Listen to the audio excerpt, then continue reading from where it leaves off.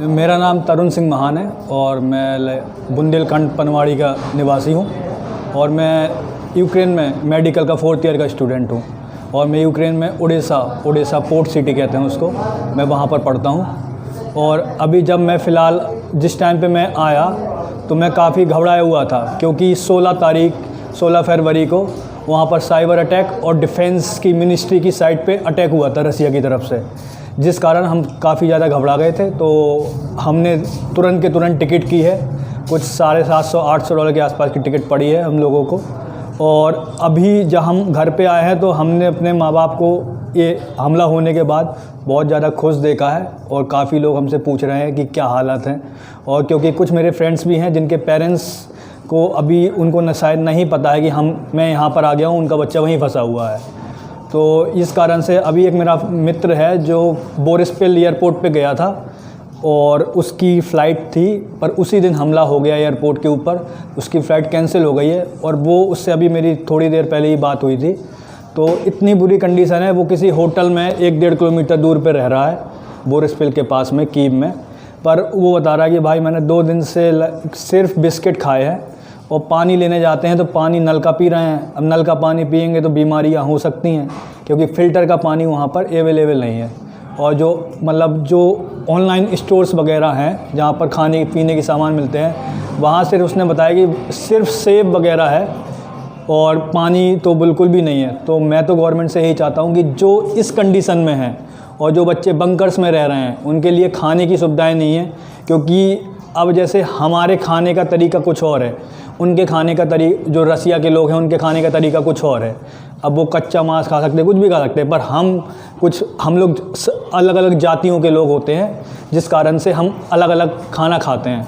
तो इस वजह से हमें बहुत ज़्यादा दिक्कत हो रही है। हम गवर्नमेंट से यही चाहते हैं कि हम तो यहाँ पर आ गए हैं, जो जितने लोग वहाँ पर हैं उनके लिए कम से कम खाने की सुविधाएँ और उनको अच्छी सुविधाएँ दी जाएँ। भारत सरकार से आपकी क्या उम्मीदें थी? क्या भारत सरकार उन उम्मीदों पर खरी उतरी है आपके साथ? उम्मीदें हमारी भारत सरकार से बहुत ज़्यादा थी, क्योंकि हम भारत के निवासी, हम इतने सालों से हम देखते आए हैं कि हमेशा भारत सबके साथ उतरा हुआ है। पर उस समय जब हम लोगों ने देखा तो सबसे बड़ी दिक्कत, क्योंकि हर एक बच्चा समान परिवार से नहीं होता है, अच्छे घर से नहीं होता है या कमज़ोर घर से नहीं होता, अलग अलग परिवार के लोग होते हैं। क्योंकि हम लोग वहाँ जाते हैं कि हमारा पैसा इंडिया के मुकाबले कम लगता है, इस कारण से हम वहाँ जाते हैं।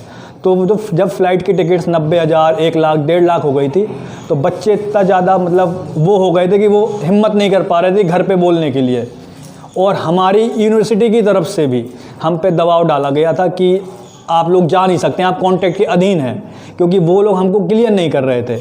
और हमारी एम्बेसी ने जब तक नोटिफिकेशन जारी किया कि आप जा सकते हैं, तब तक काफ़ी लेट हो गए थे, क्योंकि अब 20,000 बच्चे हैं और एक फ़्लाइट पे 250-300 बच्चे आते हैं।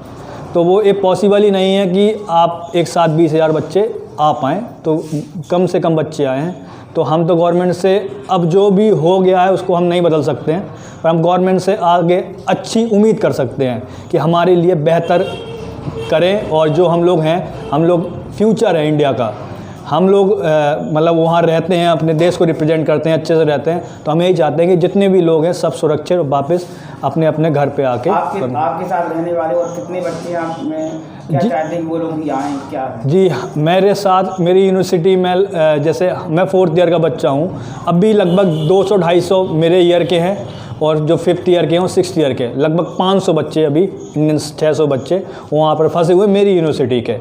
अब जब मेरी उनसे बात हुई थी तो मैंने उनसे कहा था कि सब लोग एक दूसरे के कांटेक्ट में रहिएगा, है ना। और जो अलग अलग अपार्टमेंट में, पहले सब लोग अपार्टमेंट रहते हैं, कोई हॉस्टल रहता है, तो मैंने उनसे यही कहा सब एक जगह होके इकट्ठे हो जाओ और जो खाने वगैरह की सुविधाएँ हैं वो आप सब लोग मिलके बराबर पैसे इकट्ठा करके सब कुछ लेते रहिए एक साथ, बल्कि महीने भर का स्टॉक कर लीजिए कि आपको जिससे दिक्कत ना पड़े।